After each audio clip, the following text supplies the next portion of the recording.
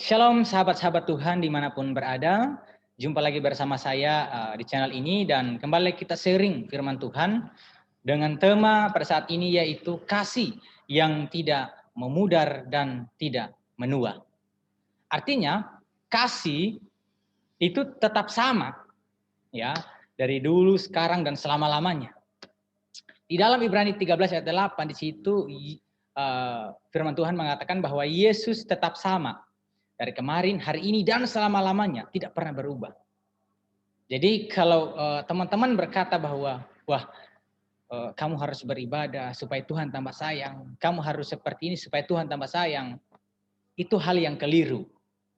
Ya, yang memiliki paham tentang Tuhan itu salah. Karena kita harus tahu bahwa kasih Tuhan tidak bisa dikurangi dan tidak bisa ditambahi oleh perbuatan manusia. Oh, karena saya ini jahat, jadi Tuhan berkurang kasihnya. Tidak. Nah, kalau kita jahat, kita yang tidak sayang Tuhan, bukan Tuhan yang tidak sayang sama kita. Itulah kasih Tuhan yang tidak pernah berubah. Dari kekal sampai kekal. Ya, renungan kita pada saat hari ini yaitu bagaimana kita memahami Yesus yang memiliki kasih yang tidak pernah terbatas dan tidak pernah berubah. Jadi tidak pernah berubah. Nah, kalau kasih Yesus tidak pernah berubah, bagaimana dengan sikap kita setiap hari? Maka kita pun jangan pernah berhenti untuk berbuat kasih. Yesus mengajarkan kita untuk tidak mengasihi tanpa batas dan tidak mengasihi hari ini, besok kita membenci, tetapi Yesus mengajarkan kita mengasihi hari ini, besok dan seterusnya kita tetap mengasihi.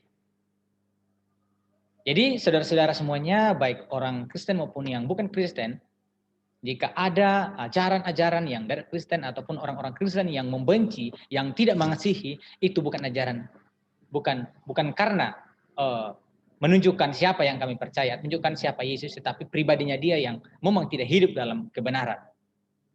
Ya seperti itu. Karena Yesus mengajarkan kasih, jangan membalas kejahatan dengan kejahatan.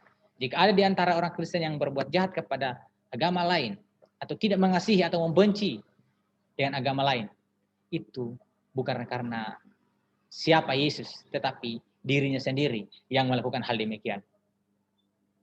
Ya, jadi sesama kita sebagai orang-orang yang percaya, ataupun sebagai bangsa yang di dalamnya ada kesatuan NKRI, mari kita hidup dalam kasih, damai dengan semua orang.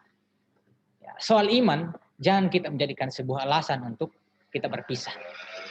Tetapi jadikanlah itu iman sebagai sebuah keunikan untuk kita saling berbagi dan kita bersatu di dalam persaudaraan sebagai makhluk usia di dalam dunia ini. Jadi sekali lagi saya mengatakan bahwa kasih cinta tidak pernah berubah. Dari dulu, sekarang, dan selama-lamanya tidak pernah berubah untuk kita, untuk saya dan saudara. Maka kita pun, bagaimana kita mengasihi seseorang, jangan pernah berubah.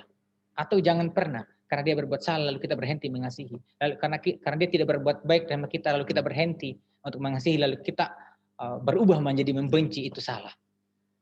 Apapun perbuatan orang terhadap kita, kita tetap mengasihi. Karena apa? Karena kasih itu tidak pernah berubah. Ya, tidak pernah dibatasi oleh apapun, oleh ruang dan waktu.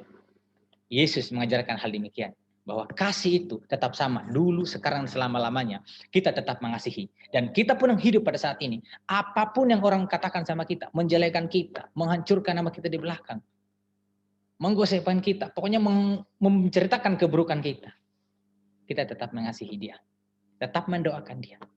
Sebab apa? Sebab Yesus mengajarkan tentang kasih. Bagaimana kita mengasihi, bukan karena dia berbuat baik sama kita, tetapi mengasihi karena Yesus terlebih dahulu mengasihi kita, dan mengasihi itu bukan untuk dikasihi, tetapi mengasihi itu sebagai wujud kita, sebagai orang-orang yang sudah ditebus oleh Tuhan, yang tidak punya hak apa-apa untuk kita memegahkan diri, dan tujuan kita hanya untuk melayani, mengasihi, dan menjadi berkat, memuliakan Tuhan. Maka tujuan kita, jangan mengharapkan sedikit pun untuk kita dikasihi. Jangan mengharapkan untuk kita dihargai. Maka kita menghargai, kita mengasihi. Maka kasih yang ada daripada orang-orang ataupun kebaikan itu akan ada di setiap orang. Yang penting kita terlebih dahulu mengasihi, berbuat baik, bergaul. Maka semuanya itu pasti orang akan berikan sama kita. Karena firman Tuhan mengatakan ketika kita cari kerajaan surga, maka semuanya akan ditambahkan kepada kita. Jadi cari dahulu kerajaan surga serta kebenaran, maka semuanya akan ditambahkan kepada kita. Begitupun dengan sikap kehidupan kita. Mari kita terlebih dahulu menghargai, kalau kita mau dihargai. Mari kita terlebih dahulu mengasihi, mengampuni, kalau kita pun mau diampuni. Jadi semuanya mulai dari kita. Kita tetap mengasihi tanpa batas. Oke, inilah renungan singkat pada saat ini. Semoga memberkati. Shalom. Tuhan Yesus memberkati. Salam persaudaraan, salam NKRI.